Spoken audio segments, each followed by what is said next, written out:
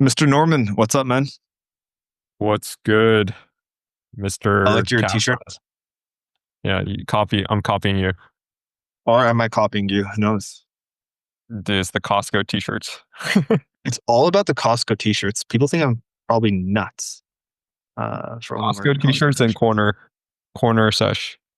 What would be like the third item that we both lean in on every single day? For the black hat, Oh yeah, black there outfit. we go. All black. I'm actually spicing up my wardrobe today. I'm wearing blue shorts. You're wearing shorts? Blue shorts, yeah. Yeah, I'm not. Oh, oh, okay. Here we So what are we go. talking about today, man? I don't know. I think we gotta talk about cash collection, lead generation, Okay.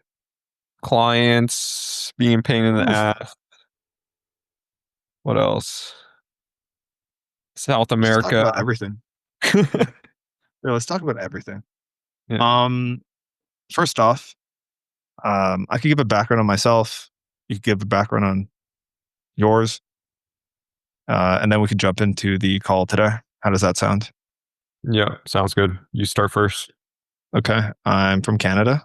I'm traveling through South America and Europe. I like sales, lead gen, operations, and building day by day. That's a bit about me. What about you, man? Yeah, I'm from Texas. Right now I'm in Sao Paulo, just randomly. Oh, the Uh vines. Doodle bang. Um and I was living in Europe for quite a bit, like all of last year I was in Europe, essentially have a tech background, software engineer, very introverted, learned sales, learned marketing, started a market agency, started a SaaS company, and now we're just scaling that up. A little bit of info too, but that funnels into SaaS. Big info guy there. Yeah, small info guy. I mean, you scaled to 170 paid members pretty quickly now. Yeah, all ad spend. Big ad spend guy too. Okay. So you've done a lot of different types of outreach, man. What do you think is working in the market right now? Ads, cold emails, referrals?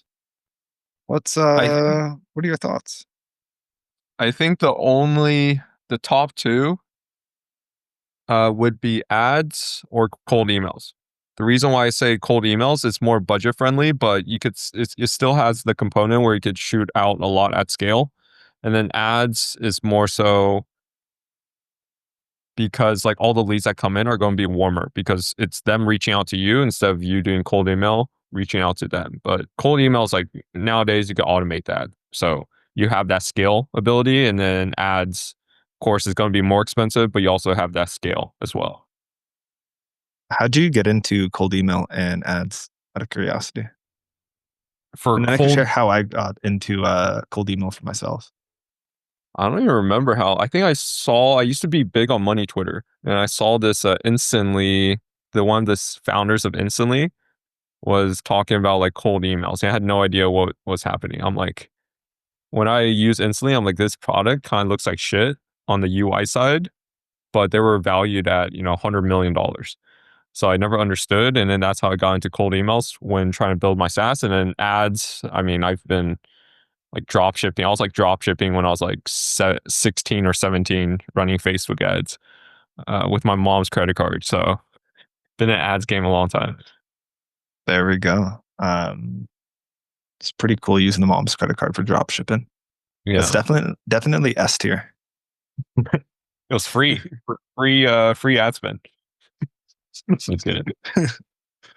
Okay, cool.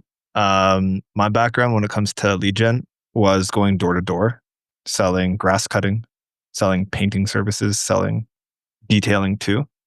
Um, in Canada, what happened during COVID was couldn't go into homes anymore. I was running a painting company. I had a couple buddies say, "Hey, do you want to try and get into tech?" They helped me get into tech, and then I was a BDR, like in software sales. The lowest position you could be is a BDR, and it's literally a position meant to grind and just churn people out. However, for cold emails, I was just sending these things one by one.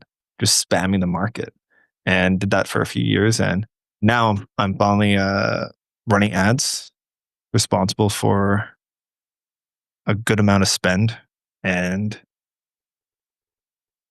I like having both sides of lead generation between ads and cold email, just because one, you have to be very specific when you're doing cold outreach. And with ads, it's all about getting people to approach you. And it's more about posturing, I'd say, for the ad side of things. What's working for sales for you and in your company? Sales, I think Oh, yeah. one thing with ads that everybody always talks about is the trust recession.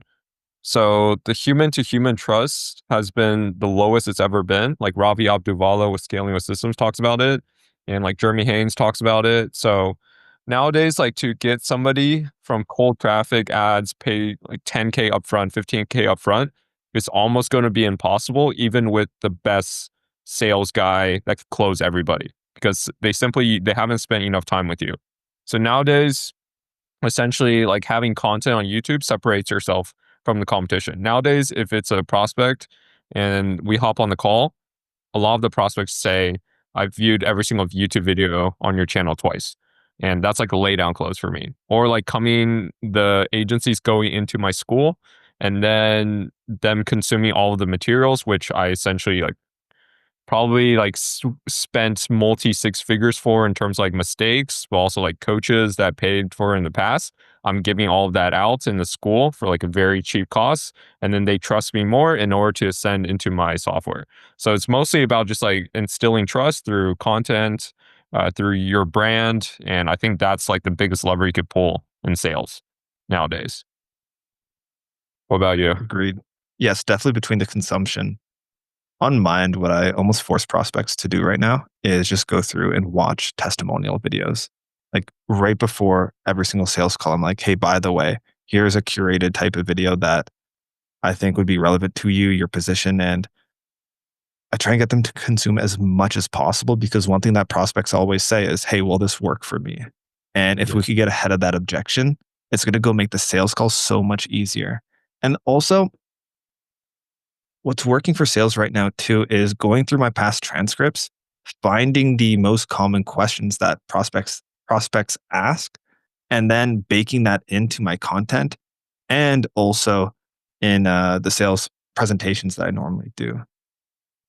Following up on sales for you, do you think that the people that watch the free content online, do they become better clients? Or do you think people that ultimately pay first go through a low ticket funnel, like your school group, for example, and then they ascend on the back end? Which way typically leads to a better prospect when it comes to churn, when it comes to their engagement? What do you see on your front? I think the more they spend time with you before they purchase something, the better of a prospect they're going to be, like better of a lead, because like they already know what to expect. Because like let's say in one video you talk about getting to 100K per month is so easy, and the next video you talk about how it's going to be hard, like you're going to have sleepless nights, but they don't watch that video. So the more content they watch, they get to know all the pros and cons of starting whatever XYZ business, that then they like completely understand, have full transparency before even going into whatever program you have or whatever software program you have. Right. Yeah. Makes sense. So, moral of the story is get prospects to consume as much content as possible. Yeah. Yeah. So Nice. run ads to your content, which is one thing I kind of want to test, like running ads to YouTube videos. I heard of an Instagram funnel, but I haven't used it just because my Instagram's not popping. Yeah. Yours is though. Yeah. It's popping from all the ad spend I'm pushing towards it. Yeah. People just like find your Instagram link and they're curious. Yeah. Yeah. Yeah. Um, what else should we discuss on the call? Also going to talk more about like the hammer them strategy, like the thing you mentioned where basically you have all the objections up front. Like nowadays what we do, we just do like an email sequence as soon as like lead Yeah. opts in, Like every 30 minutes or 1 hour, we shoot out an objection that they might think is like, why should I trust this random stranger from Facebook? I've been burned in the past by XYZ. Does this work for me? How much does it cost? What are the expected results? Like all those objections, I just throw at them before our call because I don't want to get to our call and then they have all these questions and haven't watched testimonials. And yeah, they just have a bunch of questions where I just want to cut the cost or I want to cut how short the actual call is and just get them to start.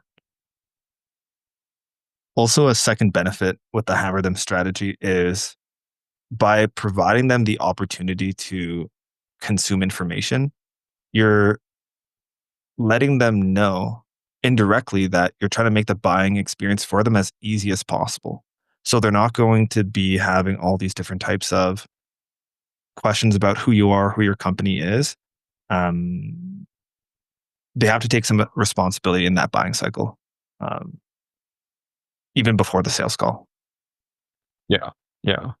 And like the people that open those emails and then show up to the calls are going to be serious too. Like it's going to be so much easier to close them if they open every single email that you send out. What's the fastest close you've had? The fastest close I've had, Yeah, yeah. I mean, from school, a couple of contractors I have actually gone through my school. Okay. And then sometimes I don't even know where they come from because like somebody would just sign up. For example, there's like a roofer. I forgot where he's from, like Michigan or somewhere. But then he just like signed up with one of the links in the school. And he's a contractor. So I mean, that's just So you're closing even without sales calls. You're yeah, I guess so. Like we've closed a couple without sales calls already. I think it's all attributed to the content online, but also like the long form content in the school. right. Okay. So I think that this is a good first call, Norman. We could Yeah, maybe pick up the conversation some other time. yeah. Call every single day. Yeah, a call every single day. We'll probably have another one in like in the next couple months, I bet. Yeah. When we To become become good. yeah, we need to become good people. But maybe we should tease people of not knowing what a good person is. And we leave that for the second call that we have. Yeah, I think we gotta leave it for a second call once we become good people. Sounds like a plan, man. Cool. Well, we'll catch you later and have a good one. All right, sounds good.